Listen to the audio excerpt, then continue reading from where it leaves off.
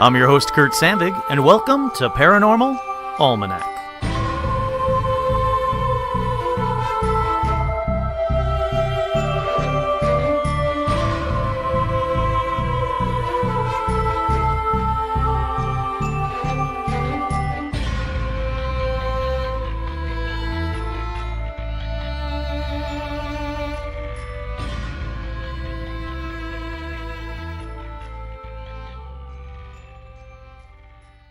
That's right, I'm your host, Kurt Sandvig, and on this week's edition of Paranormal Almanac, we're going to talk about even more schools that have had UFO experiences.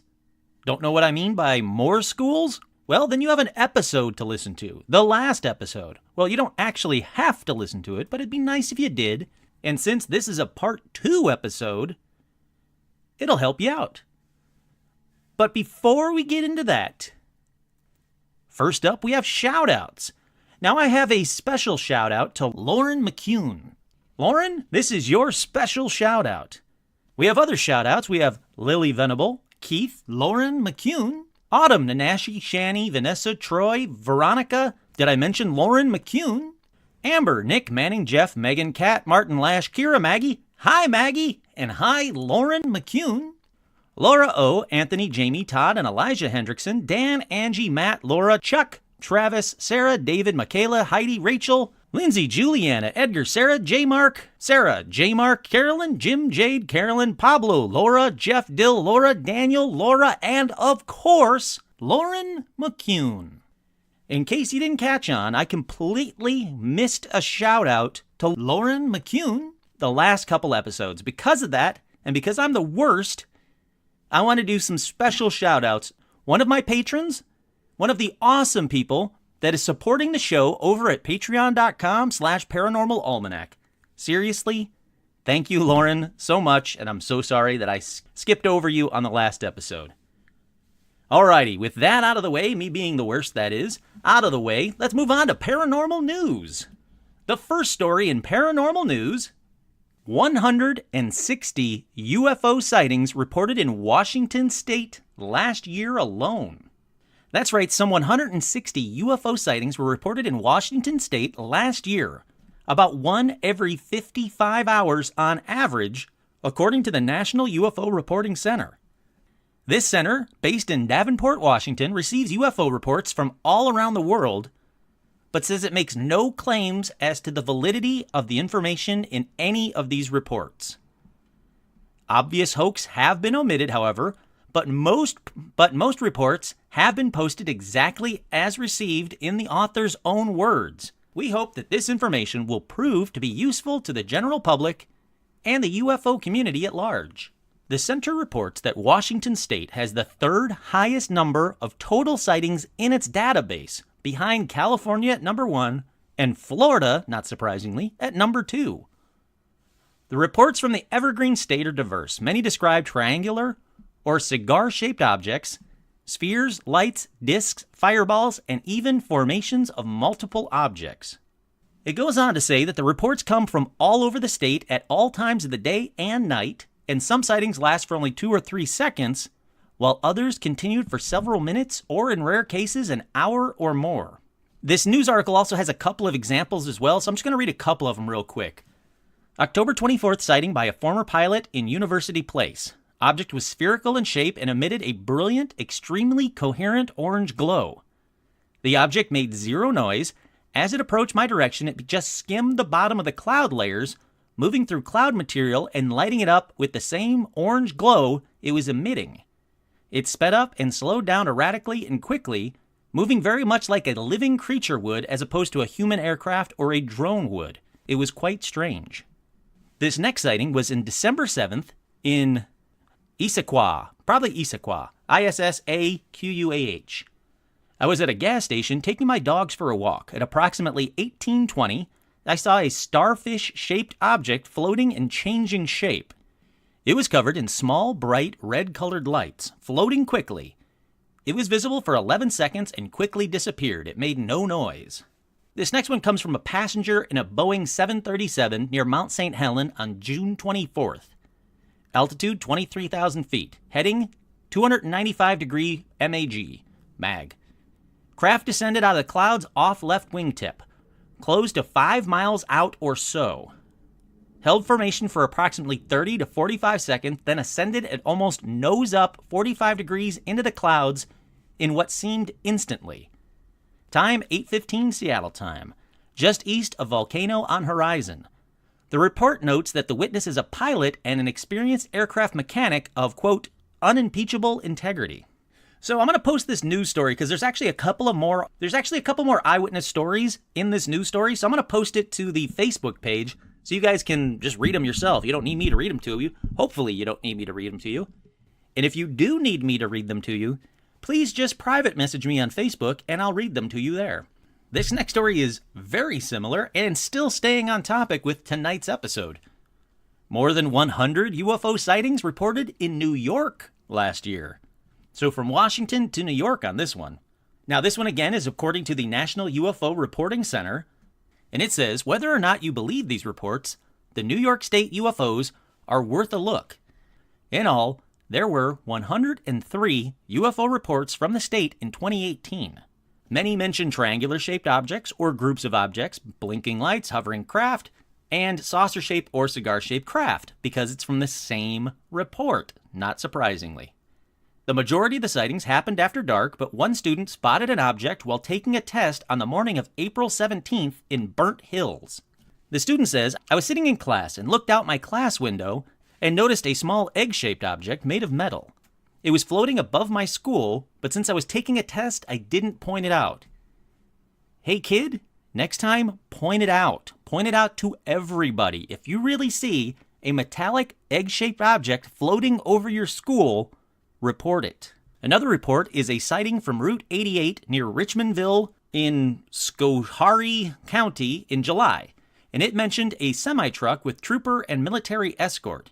On the flatbed was a craft that resembled a somewhat flattened bullet with the back end flatter and 3 or 4 round things inside the back end for possible propulsion or exhaust function. No windows, no wings. The center noted, nice illustration provided by witness. We suspect that the object was probably some sort of military platform. Yeah, it's probably a military drone. This next one says, please keep me anonymous. We just want to know if we are safe. My son and sister witnessed a creature at 3:20 in the morning while letting my dog out.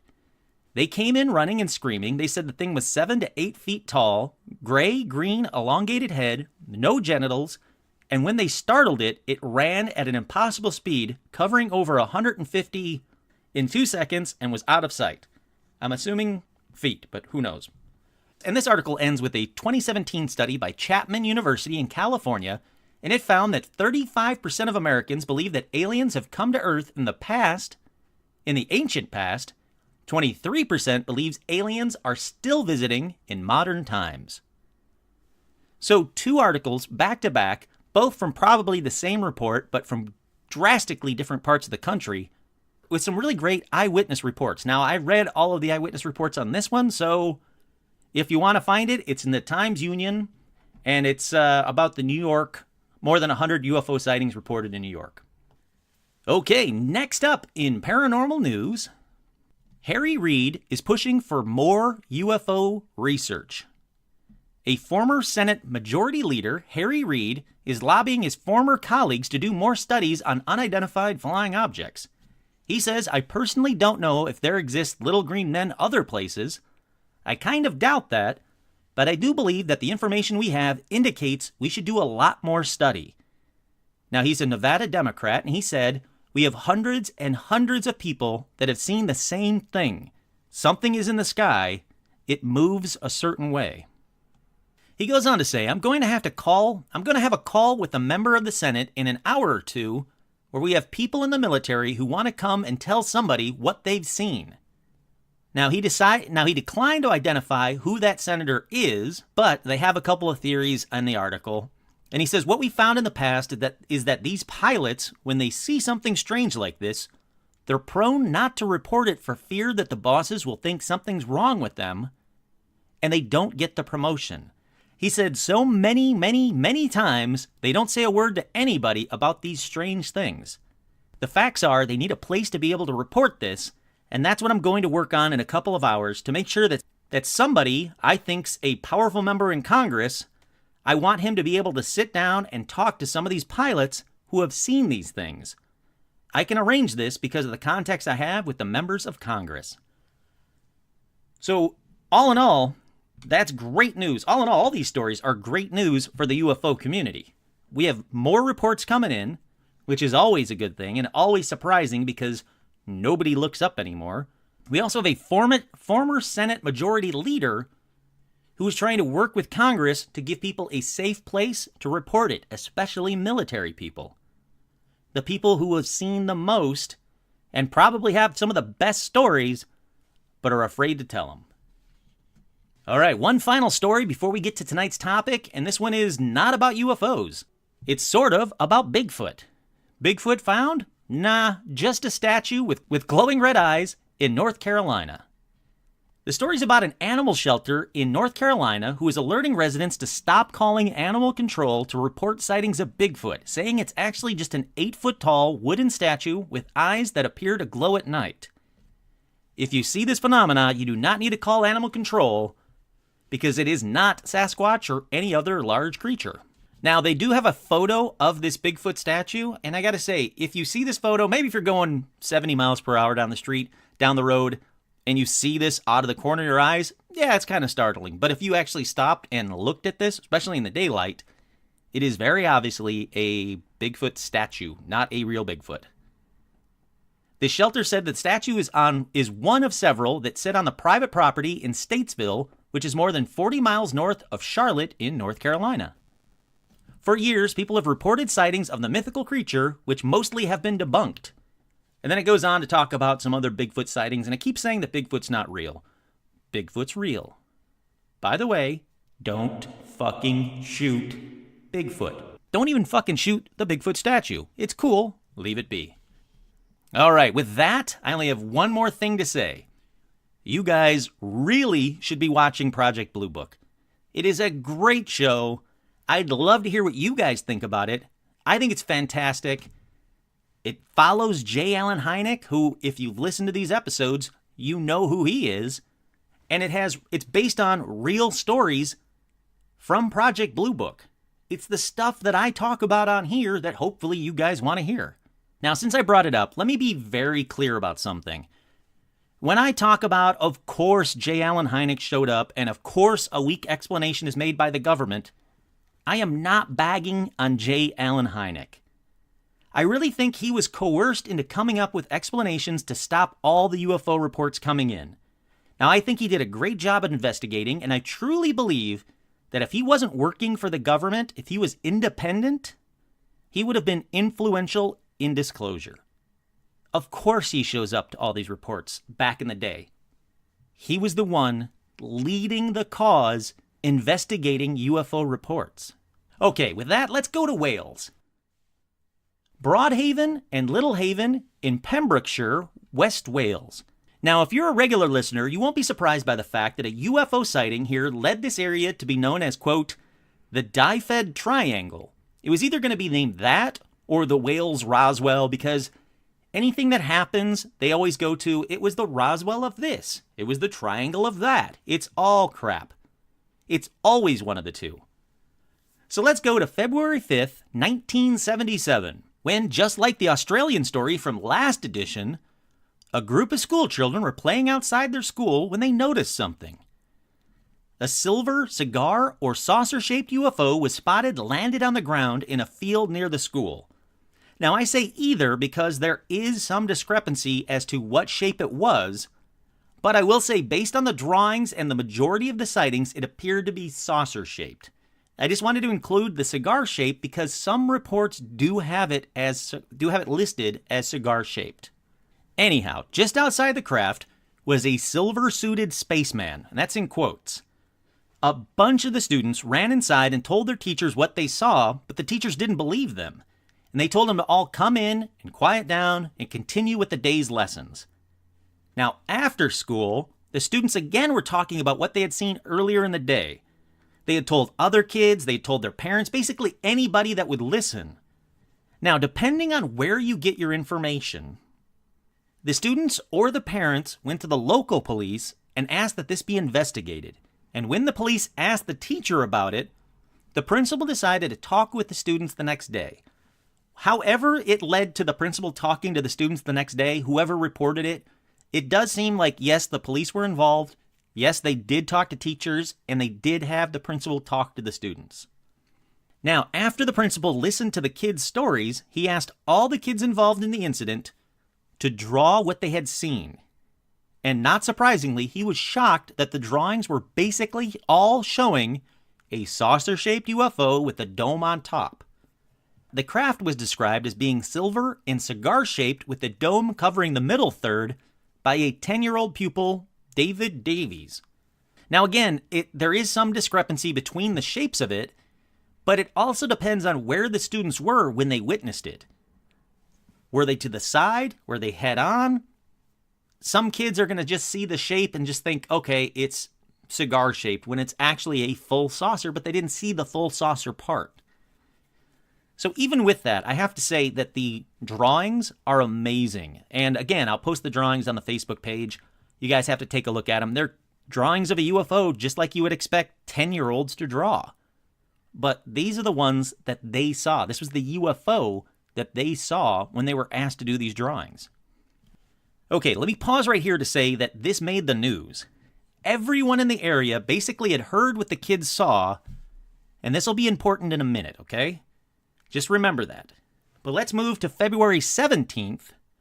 So 12 days later, when a few teachers, and they say, and dinner ladies, I don't know what dinner ladies at the school are, maybe they're just like lunch ladies, but a few teachers and dinner ladies at the school also claim to have seen the craft, with one saying she saw the creature too. Okay, so now we have adults seeing the UFO. Then on April 19th, the owner of the Haven Fort Hotel in nearby Little Haven claimed to have seen a UFO in a field with two human-like creatures. The owner, Rosa Granville, described it as, quote, an upside-down saucer. She said it was radiating so much heat that her face felt burnt. Now, Rosa also said she witnessed two, quote, faceless humanoid creatures with pointed heads who didn't seem to mind the heat. She said there was light coming from the craft and flames of all colors. When they came out of these flames, that's what I don't understand. That's what she said, by the way. So, yeah, it's a bizarre UFO encounter for sure. Take it with a grain of salt for sure, but Lieutenant Cohen, an officer from the RAF, examined the site near Ms. Granville's hotel, but could find no evidence of a landing. He reported that, quote, a local prankster was at work and noted that the description of the aliens fit exactly the type of protection suit that would have been issued in the event of a fire at one of the local oil refineries. Okay, here's why I mentioned all the news and everyone knowing it, because depending on where you get your information from about this story, some sites say it was all debunked because in 1996, local resident Glenn Edwards admitted to donning a silver suit and wandering around the area in 1977 as a prank, but can't explain the UFO at all. Now, I really don't buy this. I can see that, yeah, maybe a couple of these were him walking around in a silver suit. But not all these sightings, and not the sightings where they're up against a UFO for extended periods of time. Now, I don't buy that one, and another debunk I don't buy is that the school children just saw a sewage tanker and thought it was a UFO. Now, this doesn't make any sense either because A, none of the drawings look like a tanker truck. There weren't wheels in any of the drawings. There was no cab of the truck in any of the drawings. And how come no known trucks were in the area around the time? Also, how come adults saw this UFO? Surely they know what a tanker truck looks like. And these kids were from mostly farming areas and had said to know exactly what those tanker trucks look like, and this wasn't that. They said this was a UFO. We weren't seeing these tanker trucks. Okay, so where's the typical government cover-up stories, you might be asking? It's that time. We need some BS government cover story. Well, here you go. A former U.S. Navy sailor said the silver-suited humanoid was in fact a member of a U.S. military personnel wearing their standard fireproof uniform And the UFOs were new Harrier jets flying over and nothing more. Do you see the problem with this one? Flying over and nothing more. Well, 3 people saw them landed and nothing more. Not just flying over. It doesn't make any sense. Why would the U.S. military personnel wear standard fireproof uniforms outside of a landed Harrier jet in the fields by a school? And how come we can't find any reports of these quote-unquote new Harrier jets flying in the area at that time? It doesn't add up. Now, this didn't end with the students and teachers, because throughout that year, the sightings kept coming, including this one. The Coombs family. It says Coombs. It's Coombs. So I don't know if it's Coombs or Combs. I apologize. Well, the Coombs family, as I'm going to call them, were employed at the Ripperston farm. So again, they would know what a tanker truck looks like. And this family had a number of UFO experiences. They spotted UFOs from their car fairly nearby, too. They even saw a, quote, 7-foot, silver-suited being with a black visor appearing outside their house window. Now, that one could be the hoax guy, but the Coombs family had constant mechanical disturbances, including their car and television set repeatedly breaking down and having to be replaced, and their cows seemingly being teleported from one field to another.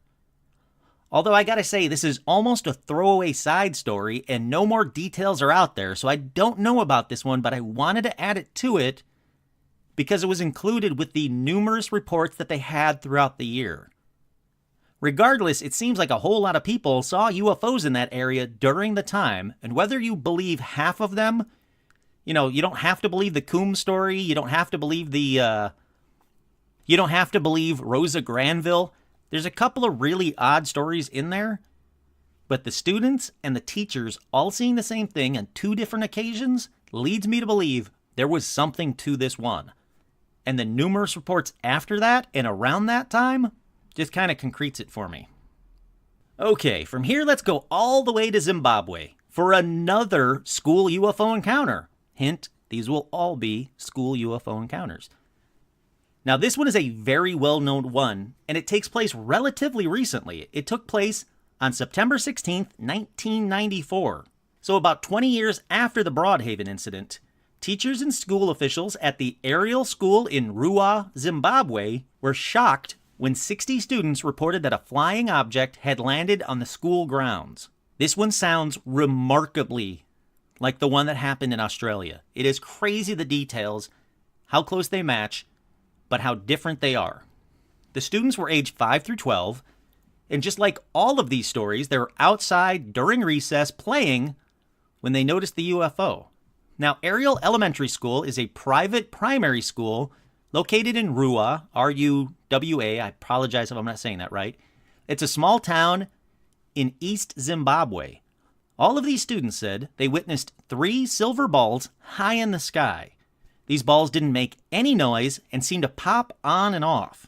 After appearing and disappearing 3 times, the UFOs made their way closer towards the school, and according to one witness, the UFOs followed a line of electricity pylons to the school.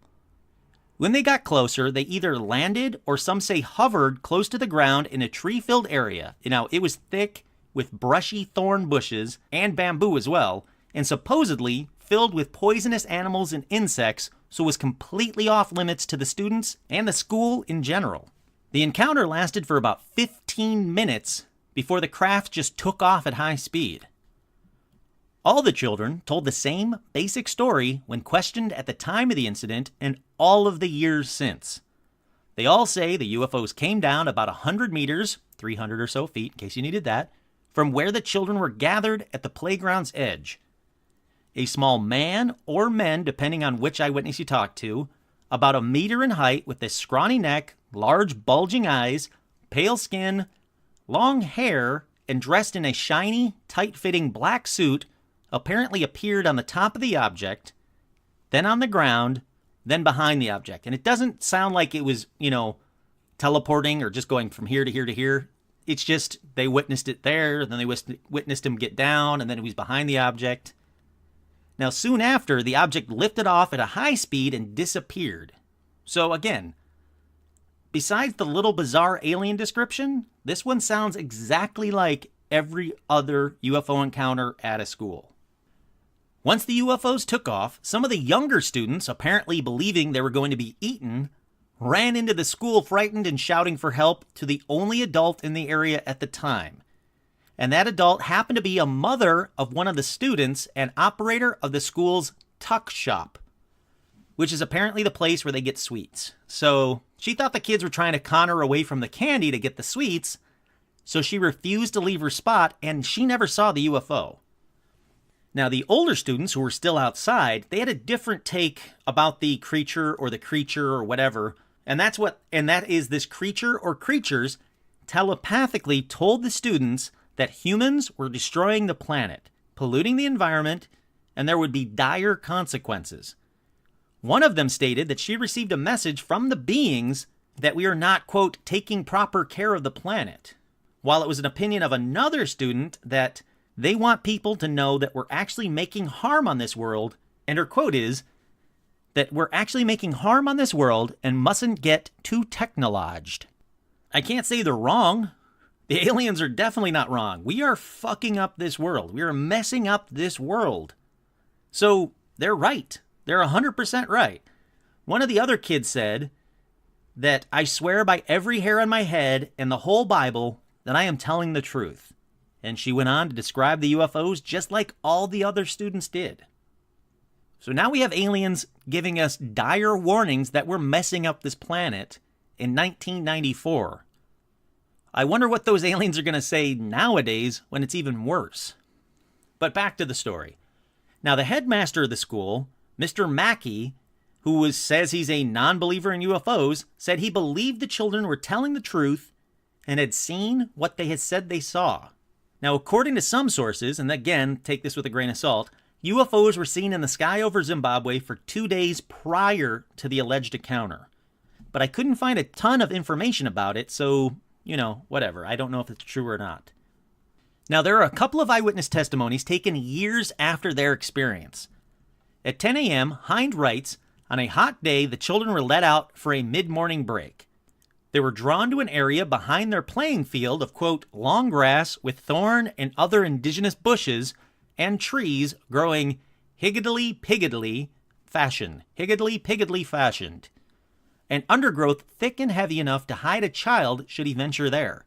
The teachers had all entered the staff room for a meeting, and the only adult outdoors was the tuck shop mistress, who was soon swamped by children claiming that they had seen, quote, 3 or 4 objects coming into the rough bush area, disc-like objects coming in along the power lines, and finally landing in the rough among the trees. The children were a bit afraid, although they were also curious. Now, the story goes on to say that all the children are from wealthy families. The tuition at Ariel School is very expensive, and Hind believed that their cultural differences gave rise to different interpretations of the event, and that the differences in interpretations made the details that were common to all accounts very compelling indeed. He goes on to say that one of the white students thought at first that the little man in black might have been Mrs. Stevens' gardener. But then he saw the figure had long, straight black hair, not really like a black person's hair, so he had realized he had made a mistake. Some of the black children thought that they were short little beings were Zivakwambo or Tokoloshes, which are evil goblins of Shona and other folklore, and burst into tears, fearing that they would be eaten, like I said. Now, he goes on to say, I could see the little man, about 1 meter tall, was dressed in black, shiny suit, that he had long black hair, and his eyes, which seemed lower on the cheek than our eyes, were large and elongated. The mouth was just a slit, and the ears were hardly discernible. What a frightening indicament of our society that we are confronted by something we don't understand. We don't even attempt to open our minds at the event. So 2 for 2, kids being outside, playing, and seeing UFOs landing, besides the one from last week. 2 for 2 on this one. With that, let's take a quick break, and we'll be right back with more school UFO encounters.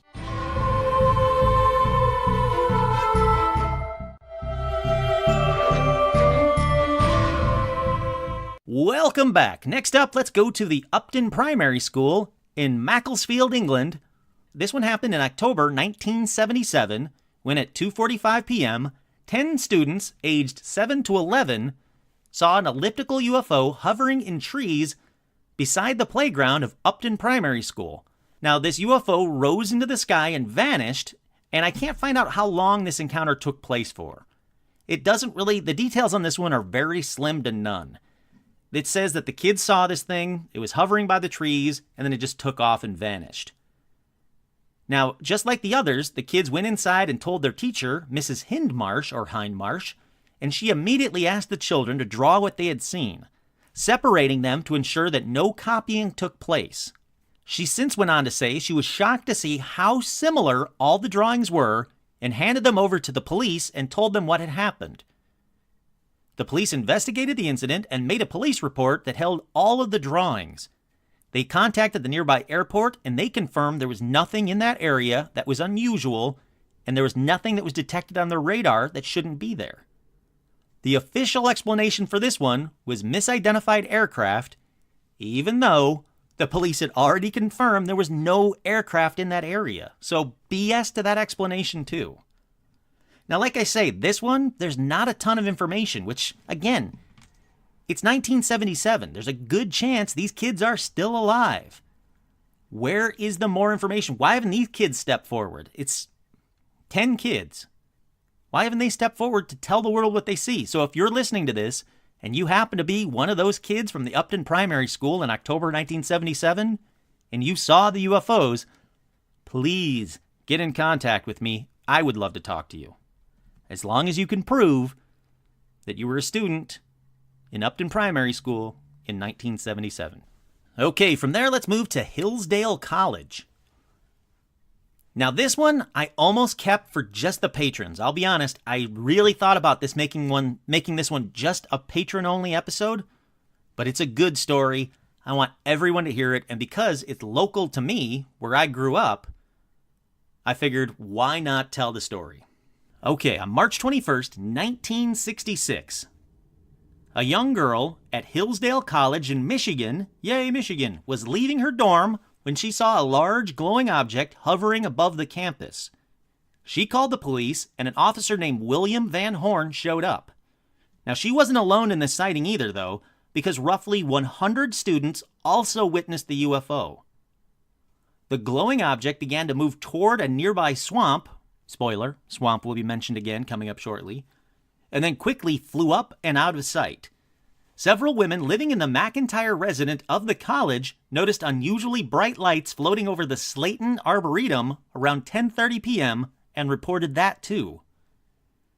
In an account written 3 days later for the Collegian, Gidget Cohn described the event as a UFO encounter. She said, "I ran to my window, and there it was, radiating intense silver-white light and heading directly for the dorm.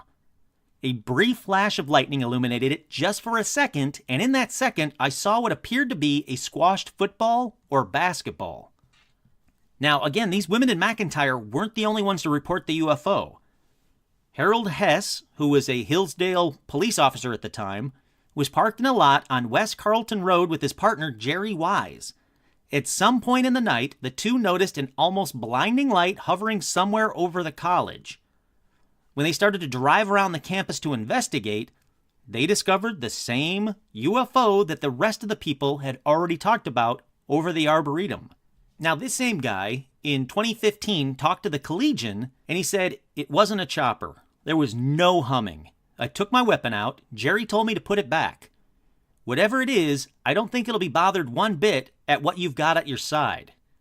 Then Hess said the light split into two and went in opposite directions. This action damaged the equipment in the patrol car so that when they turned the radio on, they only got static. He says it's one of those things that runs your hair up the back of your neck just thinking about it. Now, just days after this, even more people, I should say, saw objects in the sky in the nearby towns of Ann Arbor, Dexter, and Battle Creek. Now, again, not surprisingly, this made the national news. Then guess what happened? A representative from the U.S. Air Force named, can you guess who? That's right, Dr. J. Allen Hynek showed up to investigate the incidents on March 23rd. Now, what he found is what he called, quote, near hysteria.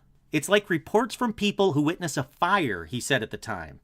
You get as many different facts as you get people who saw the fire. So far, all I've been able to come up with is reports of a variety of lights. Now, he said at a press conference at the time, there was no evidence of any UFOs and theorized that what the students saw was a combination of stars and, here we go, the ever-popular burning swamp gas. Now, Hynek's swamp gas explanation prompted then Michigan Congressman Gerald Ford, who was going to be future President Gerald Ford, to get involved. He said that after receiving numerous letters from residents who claimed to have seen the UFOs, Ford looked into the matter himself and decided this deserved the federal government's attention. Congressman Ford petitioned Congress to commission the Air Force to officially investigate the Michigan UFOs. The Air Force then delegated this investigation to the University of Colorado, which, after several years of study, came up with negative results. So this actually made it possible for the Air Force to close down Project Blue Book. Hynek went on to test the soil near the swamps where the students claimed the UFO had landed, and he did find something. He said the dirt contained abnormally high amounts of radiation as well as boron, which is an element used for nuclear energy. So Dr. Hynek changed his stupid swamp gas explanation to, quote, it must have been a prank with fireworks from the college boys, which is an even dumber possible explanation than swamp gas in my opinion. Now again, I'm not blaming J. Allen Hynek. He was told to debunk these things. He was told time and again, UFOs don't exist and that story better get out. So when I say that this is a stupid explanation, I do not blame Dr. J. Allen Hynek. I blame the government trying to cover up obvious UFO incidents like this, where hundreds of people from all over the area independently witnessed things that are not fireworks from college boys. Okay, let's continue. The local paper wrote about it saying, quote, Hillsdale resident probe area skies in search of UFO traffic. So even they didn't believe either of these stupid explanations. Then on Sunday, March 20th, 1966, the sheriff's office received reports of a UFO landing in a wooded swamp area of Dexter Township. Police spoke to Frank Manor, Frank Manor, a truck driver who had gone into the swamp with his son. Manor said, we got to about 500 yards of the thing. It was sort of shaped like a pyramid with a blue-green light on the right side and on the left a white light. I didn't see no antenna or porthole. The body was a yellowish coral rock and looked like it had holes in it. Sort of like if you took a piece of cardboard box and split it open. I have no idea what that means. He goes on to say, you couldn't see it too good because it was surrounded with heat waves, like you see on the desert. The white light turned to a blood red as we got close to it, and Ron said, look at that horrible thing. Now here's the NICAP report of that same incident. Frank Manor and his son, Ronald, plus 40 to 60 others, including 12 policemen, saw hovering over a swamp about 1,500 feet away a brown, luminous, car-sized object with a scaly or waffle surface. It was cone-shaped on top, flat on bottom, or football-shaped, which doesn't match that description at all, and two bluish-green lights on the right and left edges that turned bright red and helped illuminate the object in between. The lights blinked out, and object reappeared instantly across the swamp 1,500 feet away. The whole object lit up with a yellowish glow at one point, and also rose up 500 feet, then descended again. After 2 to 3 minutes of viewing, when 2 flashlights appearing in the distance, the object seemed to respond by flying away at a high speed directly over the witnesses with a whistling sound like a rifle bullet ricocheting. The object remained in the swamp area for a half an hour. The report obviously gained national attention, and more than 40 officers joined a search of the swamp. Now here's the weird thing, the odd sightings continued. Officers spotted the red and white lights in the sky flying back and forth and then disappearing. From there, let's jump ahead to 30 years later. Same story, 30 years later. Douglas Harvey, who was a Washtenaw County sheriff at the time of the original sightings, told the Ann Arbor News that he and Dr. Hynek were talking in the sheriff's office, and the scientist admitted he didn't know what the witnesses had seen, but he felt it was worthy of further investigation. That right there is another reason why I trust Dr. Allen Hynek, Dr. J. Allen Hynek. Off the records, he admitted he didn't know what the witnesses had seen, and he said it felt it was worthy of further investigation. Now, this guy Harvey goes on to say he was on the phone for quite a while, which I found very enlightening. He came out, and I said, well, Dr. Hynek, what do you think? He said, it's swamp gas.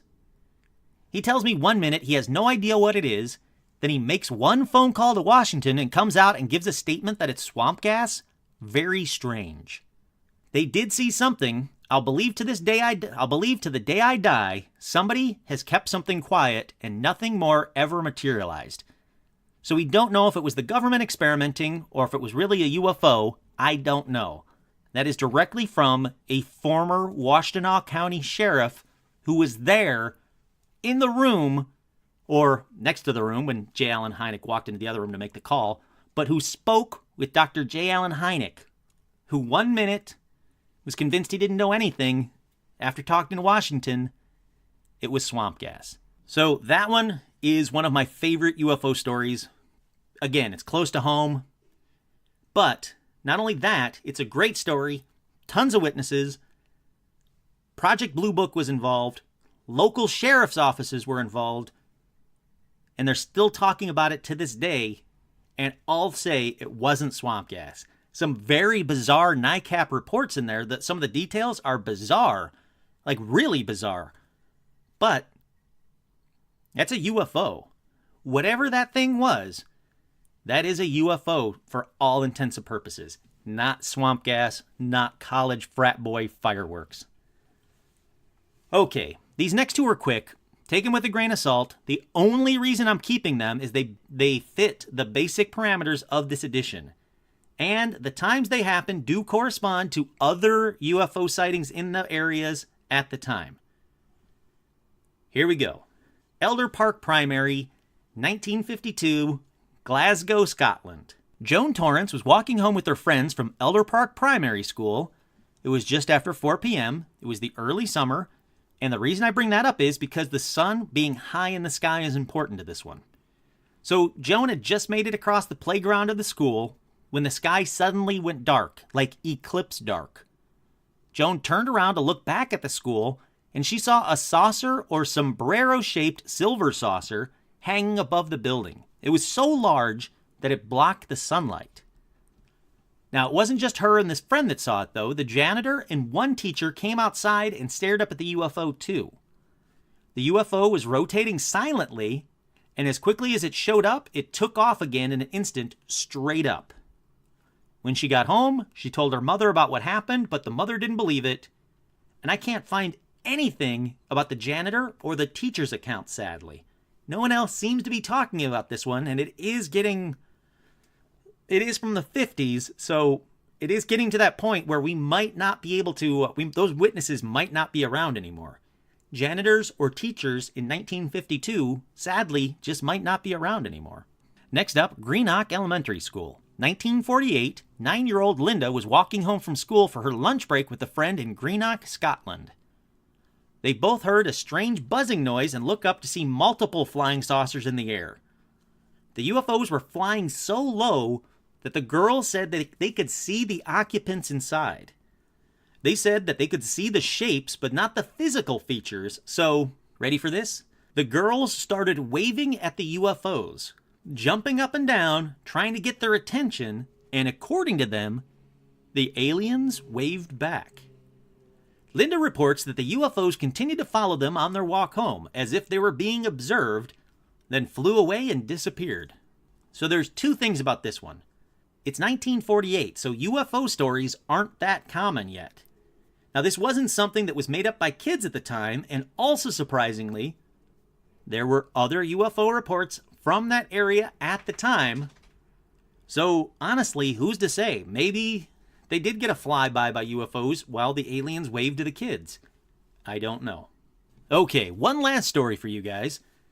This next one happened in Miami, Florida, at Crestview Elementary School in 1967. Now, this was April 6th, 1967 exactly, when a 4th grade student named Jonathan, while out during recess, saw a UFO hovering over a nearby field. This silver saucer slowly spun around, and it was silent as it hovered. The teacher assigned to bring all the students in from recess saw Jonathan looking at something, and Jonathan pointed at it and said, "What is that?"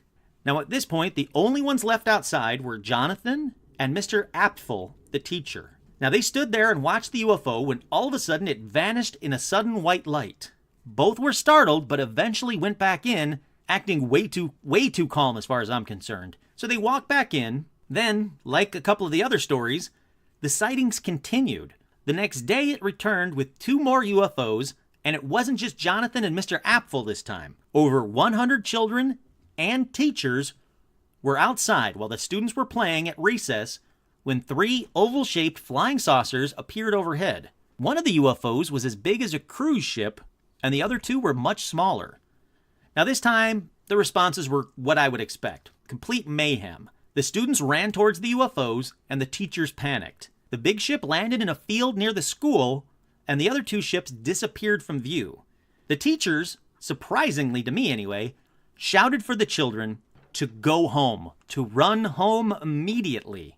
Now, this is 1967, height of the Cold War. Maybe they thought this was the war. Maybe they thought this was the end. The Russians or whoever were attacking us. But for whatever reason, the teachers just told the students, run home. And get this, most kids did that. They ran home. Other students, though, jumped on their bikes and rode towards the field and the UFO. Now, sadly, when they got to where the UFO was, they found the field was burnt and the grass was pressed down as if something big had landed there, but the UFO was gone. Like the other stories, word got out, and the next day the reporters and the military were in the area talking to the students. Now, here's where it gets, well, not weird, here's where it gets weirder. Some of the student eyewitnesses later on talked about what they saw while they were against that fence just yards from the landing UFO before the teachers told them to run home. Now, these kids said, quote, "It began to move and would shoot forward into the trees which overlooked the schoolyard. However, instead of crashing into them and sending damaged branches into the air and to the ground, it simply vanished, as if an unseen portal or gateway had swallowed it." They go on to say that they stared in disbelief. They let out a collective gasp when the object returned in a flash. Now again, as if it was appearing and disappearing out of the trees. There was no damage to speak of, the trees were fine, the UFO was fine, and after several more seconds, the object vanished from sight in another flash of light.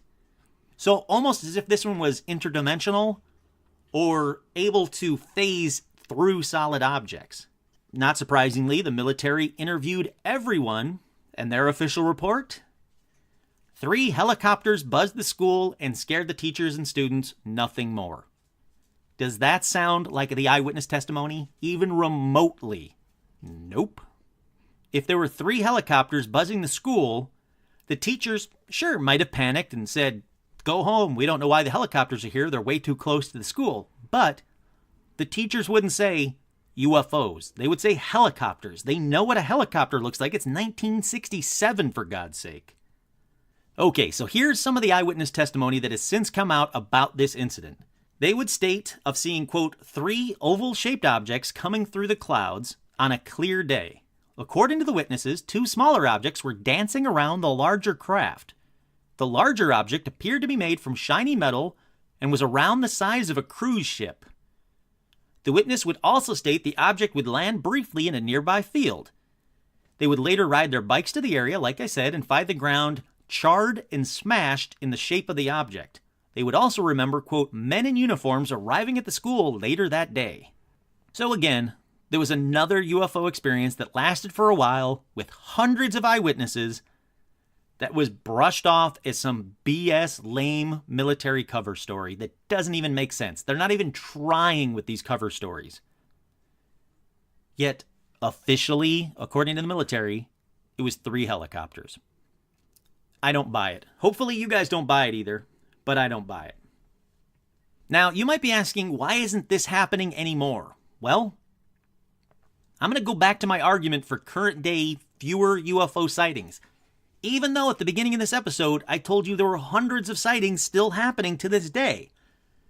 The reason I personally, me Kurt, the reason I think there are slightly fewer UFO sightings is just go outside. Wherever you are, go outside, look around. If it's daytime, if it's nighttime, you're not going to see much. But go outside and look around. Everyone, and I mean everyone, have their faces buried in cell phones. Kids especially. So my bet is recess is the only time kids are allowed to play with their cell phones during school, so their faces aren't up and looking around, but down and stuck in their cell phones. Not looking anywhere else but their cell phones. And to me personally, I think across the board, not just kids, adults, everyone, we all have our faces in our cell phones and not looking around anymore. And because of that, we're missing out on some amazing things, including UFOs. What do you guys think? Do you guys think that students should be believed more than teachers? Because I personally do. I don't think there's much in it for them, especially not back in the day. There's not much in it for them to tell tales, especially when hundreds of students are seeing the exact same thing. I personally love these school UFO stories. They just ring truer to me. The kids don't know what they're talking about. They don't know what they're looking at, but they're honest. They describe the things that they see. They don't try to figure out what they saw. Like if a parent saw it and they said, well, I guess it might have been, the B-2 bomber. Not that the B-2 bomber was in any of these stories, but you know what I mean. Parents might try to connect the dots as to what they're seeing, where these kids don't have a clue what they're seeing. So when they draw it, they're drawing exactly what they saw. And again, to me, I personally think it rings truer, and I believe these stories. Not surprisingly, there are many more stories like this. In fact, the last episode I did, the Westall one from Australia, I've actually got in contact with 2 of the people who were there, and they want to tell their story. So fingers crossed, they'll let me Skype interview them or call them or whatever and interview them for Paranormal Almanac. And I'm excited to do it. I want to talk to eyewitnesses. I want to hear what people are seeing directly from them. So if you have a true UFO story, I want to hear it. If you have a true ghost story, I want to hear it. If you want me to interview you, I would love to. If you want to send me your story and I'll read it on air, I would love to. I want to talk to the people who are seeing the things that I want to see. They're seeing the ghosts. They're seeing the UFOs. They're seeing the aliens. These are the things I want to see and I want to talk about. Once again, I'm your host, Kurt Sandvig, and this has been another edition of Paranormal Almanac.